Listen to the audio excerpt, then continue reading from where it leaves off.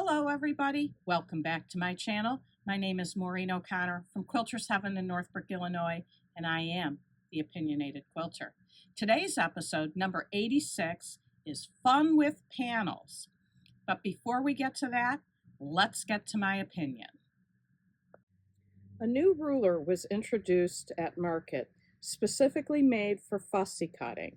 Now, I don't fussy cut a lot, but here is an example of where I did. These center squares were fussy cut. In fact, I first did not fussy cut them. And after piecing them in and seeing how I had like a half of a flower in the center square, I went ahead and took them out and replaced them with fussy cut squares. I do like fussy cutting occasionally, but if you look at your fabric after you fussy cut it, it looks like Swiss cheese and there's a lot of waste. Since I don't like a lot of waste, I don't use it a whole lot. But if you are a fussy cutter, this ruler may be something you'd like to consider. This is a picture of the ruler. It's called the Glow Ruler. It's made by Carolina Moore, and it retails for $57.99 for a 6.5-inch ruler. 6-inch ruler.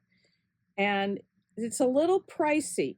So we have talked many times on this channel about how you're willing to spend your quilting dollar. And since I'm not a big fussy cutter and only do it occasionally, in my view, I personally would not spend $57.99 on a ruler that the appeal of it is that it glows so that you can see the lines. I can see lines with many of my other rulers and don't need it. In addition, it does need to be charged, and it does come with a USB-C cord. Now, in the event that you do want to fussy cut and you've decided that you aren't going to spend the money on this Glow Ruler, let me point your attention to the Tucker trimmer. The Tucker trimmer is not meant as a fussy cutting ruler. However, it works perfectly.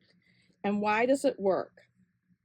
I've got the Tucker trimmer on the white paper here so that you can see the lines.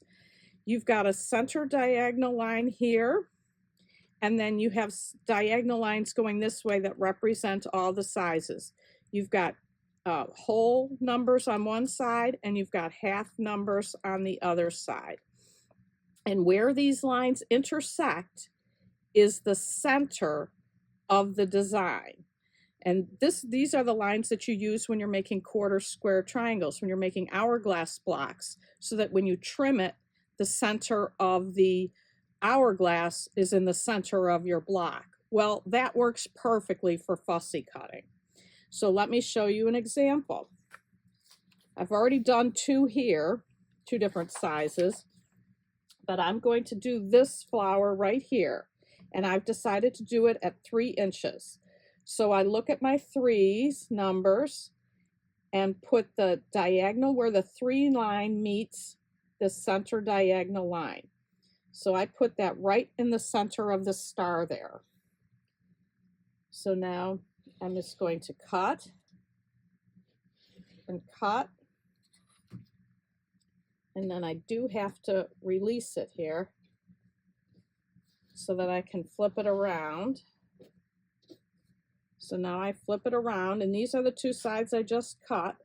So now I take my 3 lines here and put them on the corner of the block, and my center line should still be in the center of the star. And then I go cut and cut. So here's my fussy cut flower using the Tucker trimmer. So if you already have a Tucker trimmer, you don't need to buy anything. You've got the perfect fussy cut ruler without spending any additional money from your quilting budget. That's my opinion. Let's get to the episode. Fun with panels. There are so many things you can do with panels. Recently, April from April's Craft Room did an episode taking a Halloween panel and putting two borders on it, and poof, a quilt was made. Now, that's a perfectly good use of a panel. You have a baby panel, the shower's tomorrow. That's a perfect thing to do with it. But there are so many things you can do. And as much as I love April, how can you not love April? Be kind to everyone and eat some chocolate. That woman is one of the nicest people on the planet, and I've never met her. But let's talk about all the things you can do with panels. And it will take a little longer than just taking the panel and putting a couple borders on it.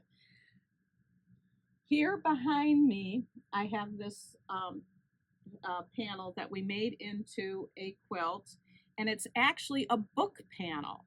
We have the book also made up, but there was no pattern for this. We just cut up the panel and pulled the fabrics that went with it and sewed it all together, and I think it turned out great. This other example behind me is from Hoffman Fabrics, and it's two Dream Big panels and one Supernova panel. And here is the pattern. I will put a picture in the video so you can see it a little bit closer. But she used different panels than I used, different colored panels. And this came out just a tad bit strange, I think. This yellow so pops out against the turquoise and the purple.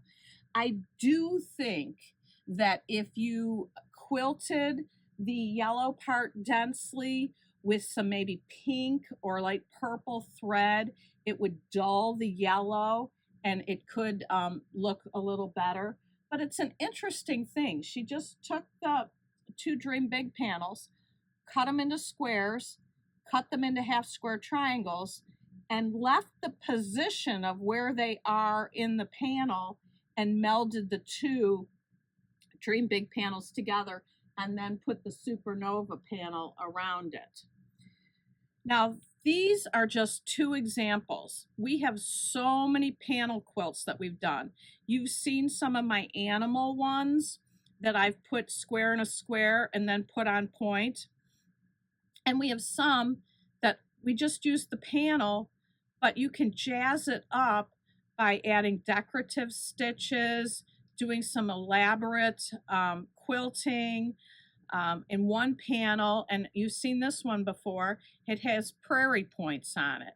So there's even a lot of things you can do with just the panel without doing any intricate piecing like the one behind me here, and come up with something pretty fantastic.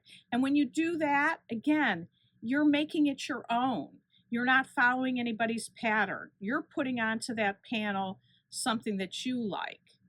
But speaking of patterns, if you do need some help and ideas, there are so many options. There are patterns and patterns and patterns that use panels. And I've directed you to this before. You can go on Checker Distributors website.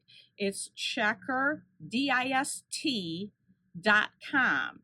And you can't see the prices because you can only purchase from there if you are a retailer.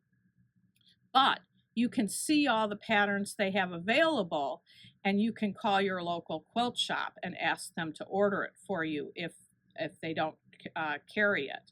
There's also all kinds of books on panels, and this is one I particularly liked that I haven't made anything from it yet, but it's called Fun with Panels. It's by Cindy McChesney, and she's got a lot of really good ideas in there.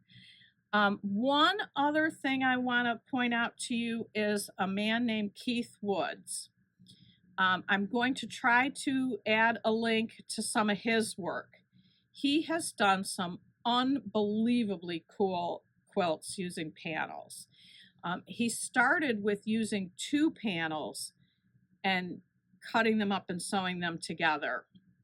He did one, and I think it was with the Mona Lisa, where he used 4 panels and cut them up and put them together. These are true works of art. And he is just so talented.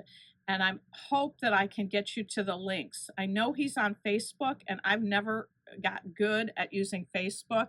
He is on Instagram, but I believe he has a much bigger presence on Facebook. So I will do my best to give you links to his beautiful, beautiful work. So if you've got a panel and you don't want to just add borders to it, the ideas are endless. Take a look at what's out there. Take some from a pattern, take some from your own ideas, and make something unique and beautiful for you. That's today's episode. Until next time, happy sewing.